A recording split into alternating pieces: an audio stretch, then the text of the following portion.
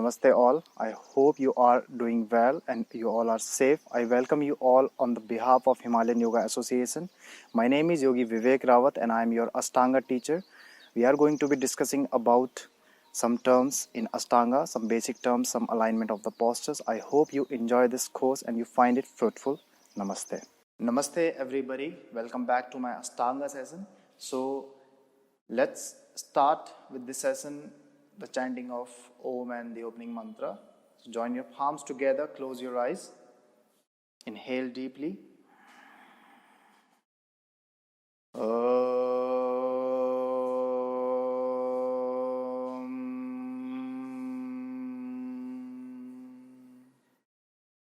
Vande Gurunam Charinaravinde Sandarsita Swatma Sukha Vabodhe Nisreyase Janglikayamane Samsara Hala Hala Mohashantyaye Abahu Purushakaram Sankhchakra Siddharinam Sahasrasir Samsvetam Pranamamim Patanjalim. Bend forward, pray to the God, lift your head up, release your arms down, open your eyes, looking down. So in this session, we will discuss about shoulder stand sequence and the fist pose as the counter pose of shoulder stand. So these inversions postures are very important. These inversions, especially if I talk about shoulder stand, it is performed in so many classes, and it is, I can say, you can bring always it before headstand Sirsasana. In shoulder stand, what you need strong shoulders, you need openness in the shoulder joint, you need proper engaged core muscles, and then if you follow the rest of the sequence, you need a good hip flexion as well, you need openness at the hip joint as well, you need a flexible hamstrings as well. So you will see that. So for shoulder stand, if you have any kind of neck issue, what you can do, you can adjust a blanket or a cushion. So make sure that the shoulders are just towards the edge of that cushion or that blanket, and the neck is out of that blanket. So that neck is having a kind of space.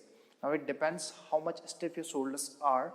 If it is too much stiff, then you can adjust 2 blankets or 3 blankets. It depends how you are feeling. You can just have a look at that.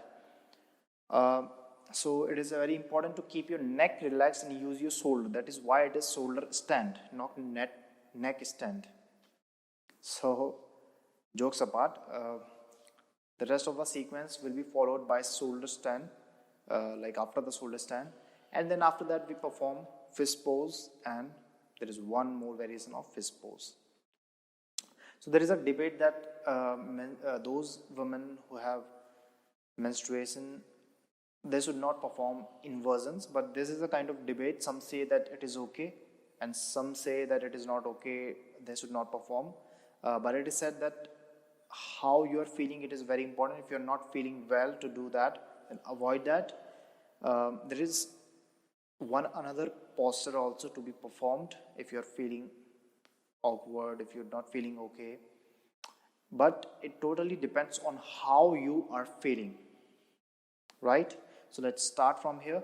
In shoulder stand, after you follow the half vinyasa, after seated forward bend, after seated forward bend, you can just rest for 5 breaths before shoulder stand so that you are firstly comfortable. And then after 5 breaths, when you're totally on the mat, lying down. So from here, bring your feet together and you need to activate your core muscles very strongly. So using your core muscles to lift your legs. So firstly using your quads muscles to lift your legs up, then using your core muscles to push the you are using your forearms to press the floor and using your core muscles to lift the pelvic higher, right? So as you can see from here, as you inhale,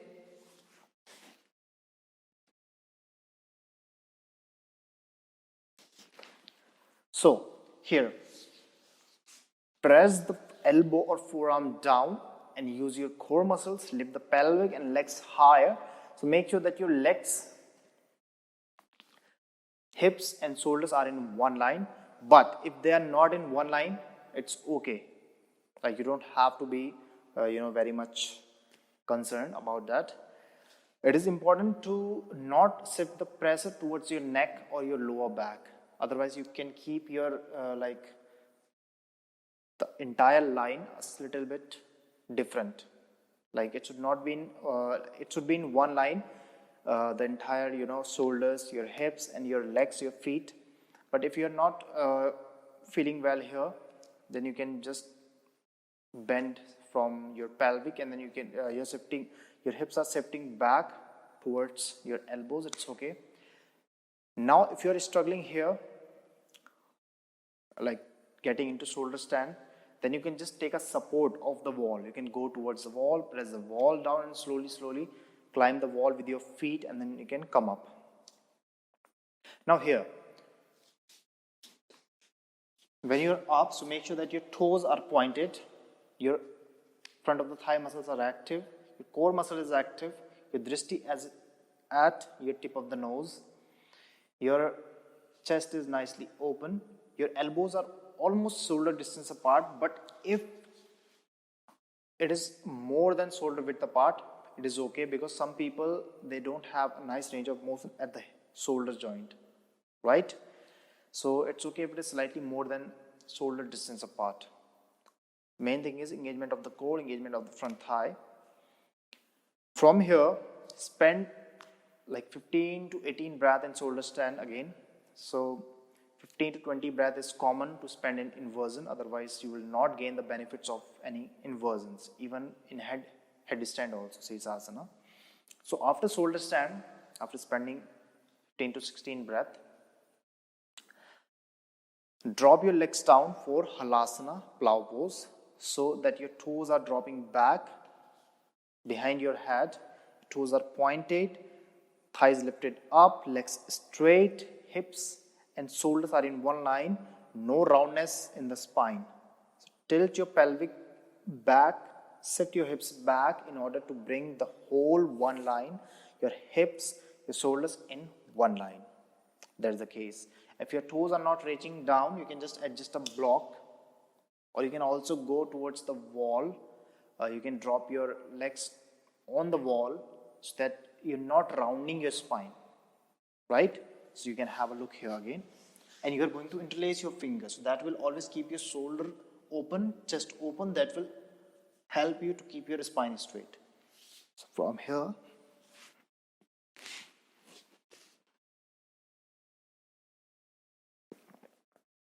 like this, right?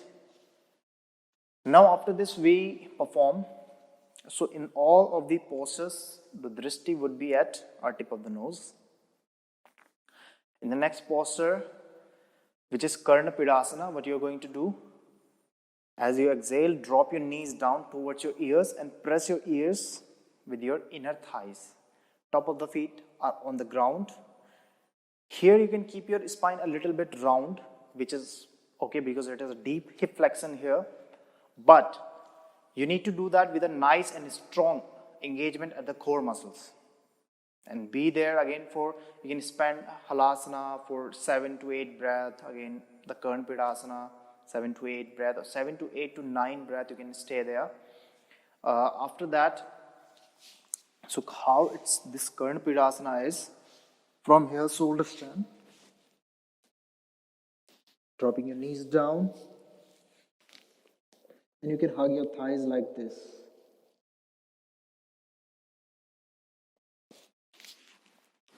So hugging your thighs this time. If your knees are not reaching all the way down, you can adjust the blocks under your knees again, or the toes. Dropping your knees over the block or over the cushion is a good idea. Here you will not feel too much on your lower back, on your spine. After this, again, adjust your palms on your middle back. One by one, try to make a lotus or half lotus in the air. Now, making a lotus in the gravity, it's easy than making a lotus here. But it is not like too much easy, but it is less challenging than this, because the gravity is helping you there also. One thing. In lotus pose, try to keep your knees higher. Place your palms on your knees and keep your spine again straight. Right? If you are not able to perform lotus there, you can keep your legs slightly like half lotus or simple cross leg position. So how it is, again you can see me.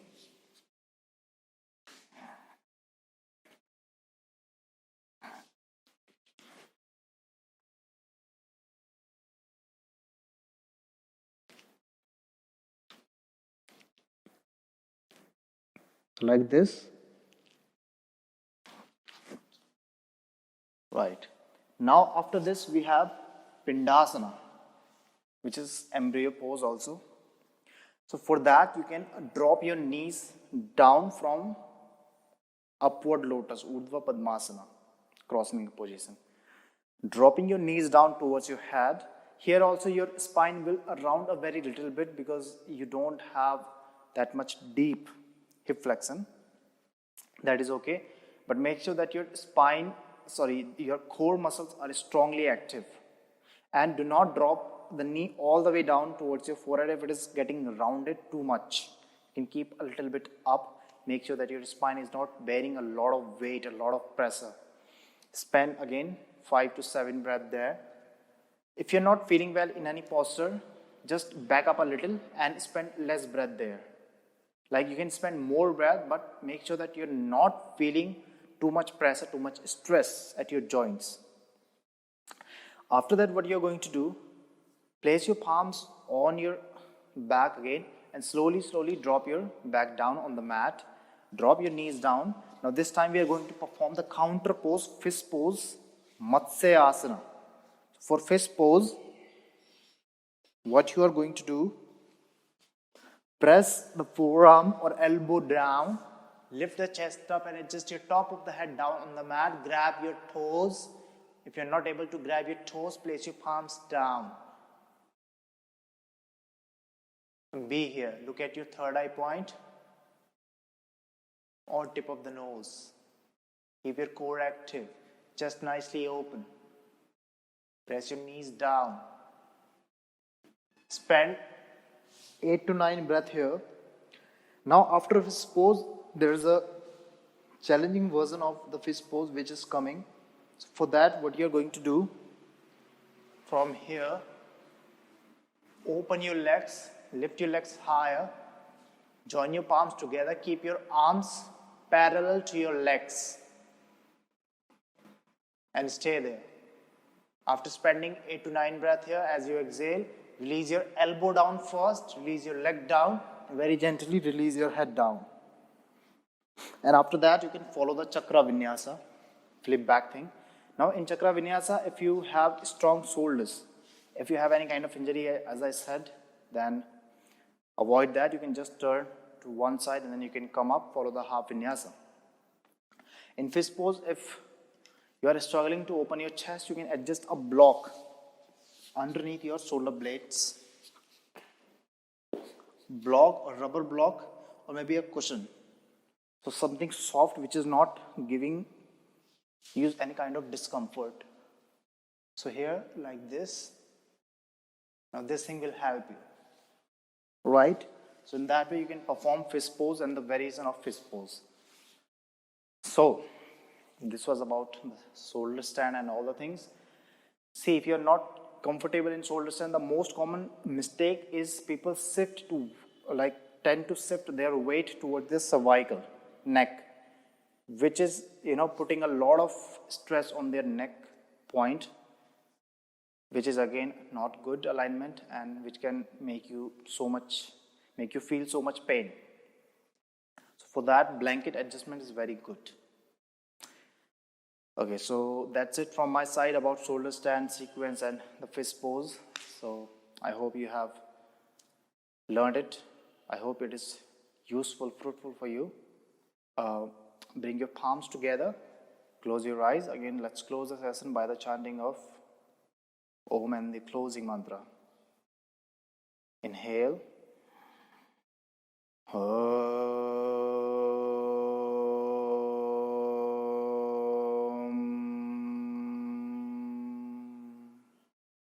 Swaste prajabhya paripalayantam nyayena margena mahim mahimsa go brahmanebhya shubhamastu nitya loka samasta sukhino bhavantu.